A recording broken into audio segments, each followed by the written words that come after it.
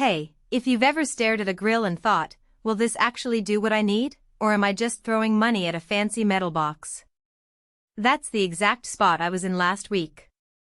I was trying to figure out whether splurging on a high-end Kamado was worth it for my weekend barbecuing habit, and I didn't want to end up with a grill that looks impressive but turns out to be a pain to use. Link is in the description if you want to check the product details on Amazon. So let's break down the Weber Summit Kamado E6, the kind of thing you might park on your patio and call the backyard centerpiece, and see if it lives up to the hype or if you're better off staying with a simpler smoker. First off, the biggest question people have with any Kamado is how quickly it actually gets up to temperature and how easy it is to dial that temperature back down. Weber's dual-walled insulation claims you can swing from a low and slow smoke at 225 F to a searing blast at 700 F in a matter of minutes. In practice, that means you're not stuck waiting an hour for the fire to finally cooperate. The rapid-fire lid damper does a lot of the heavy lifting. You open it, a burst of air hits the charcoal, and the grill climbs toward the target heat much faster than a traditional kettle. For a family that likes to throw together a brisket one night and then whip up a quick steak the next, that flexibility can really save you time and keep the weekend vibe relaxed rather than frantic. Now, let's talk space. The Summit offers a 24-inch cooking area, which translates to roughly a full-size pizza or a couple of half-size racks of ribs. If you're the kind of host who brings a crowd, think backyard birthday parties or neighborhood potlucks, that extra square footage comes in handy. You can set up a 2-zone configuration. Keep one side cooler for low and slow smoking while you crank up the other side for direct sear.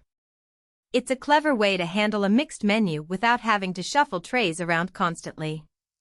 On the flip side, if you're usually cooking for 2 or 3 and you don't plan on making a pizza, that extra real estate might feel a bit overkill, especially considering the price tag. Durability is where Weber tries to differentiate itself from the cheaper ceramic Kamados. The steel body with a porcelain emerald finish is designed to resist rust and the occasional rainstorm. In the field, that means you won't have to worry about flaking enamel or a rusted frame after a season of outdoor use. The build also feels solid when you lift the lid, which is reassuring when you're juggling a hefty piece of meat that needs a quick turn.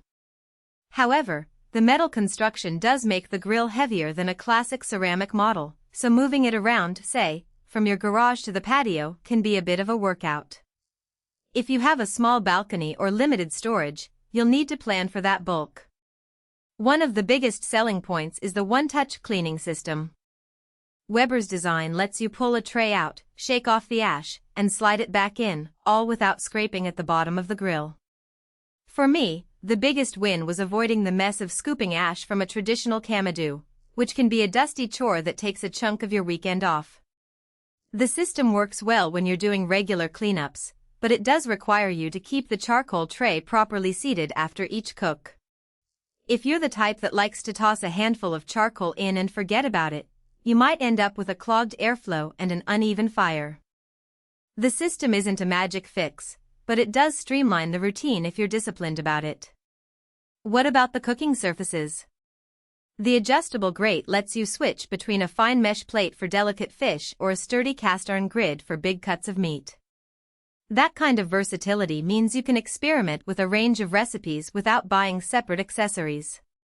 The grill also supports the gourmet barbecue system, which is essentially a set of accessories like a pizza stone or a griddle that plug into the lid.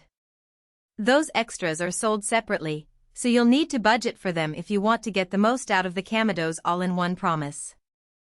If you're happy just grilling burgers and ribs, you may never need the add-ons, but they do add a layer of potential cost that some first-time buyers overlook. Who should buy this?